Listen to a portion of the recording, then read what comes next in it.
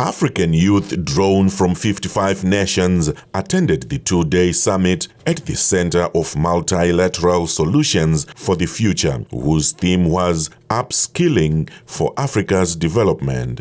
Chipom Pemba, the African Union's Commission's Special Envoy for Youth, says the conference was held in conjunction with the World Economic Forum's Global Shapers community from 14 to 16 November.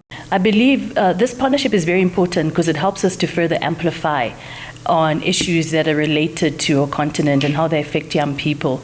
There's such power when we come together in our various networks and, look at how we can exchange our best practices, look at the challenges we're faced with equally on the continent as young people, and our resilience and how we can build the continent together moving forward. So it's very important to me, in terms of this partnership in relationship building, because I think it's such a platform that will also further develop in young people themselves and the different youth participants that are here to strengthen, different networks and further collaborate on the wonderful work that they're already doing, especially in different impact areas.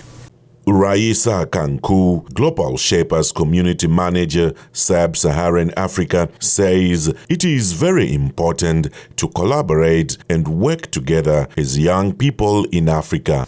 So when I think of upskilling for Africa's development, I think of collaboration. Like Chido said, it is important for young youth to come together.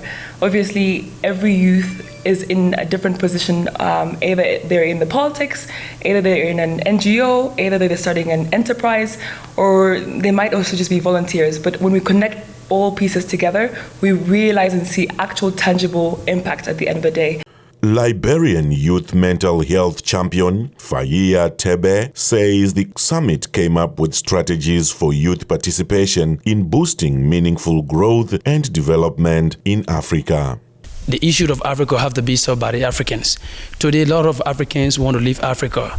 They want to go to Europe, they want to go to the USA. But there's a question that I normally ask people, the Europe that all of us as Africans want to go to, who built? It is the angels of heaven or men? It is men. So one of those things I'm going for is to be intentional. We as young Africans should be intentional about the changes in the development of Africa. So when I get back home, I'm going to see how we can also be able to conduct, like I told you, we have our upcoming project, activities called Youth Identity Symposium. We're going to also attach something about our mental health on the symposium so that we can be able to have facilitator either from any of these countries that will be able to facilitate the session visually. Zimbabwean youth were part of the summit and believe that young people need to be capacitated by governments and other stakeholders in order to spearhead African development.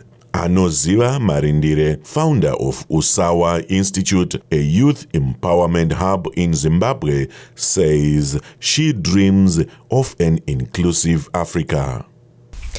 As a young African, my dream for a perfect Africa is one where Africa is inclusive, where Africa's young people, Africa's young girls and women are included in the decision-making processes of their nations and of the continent.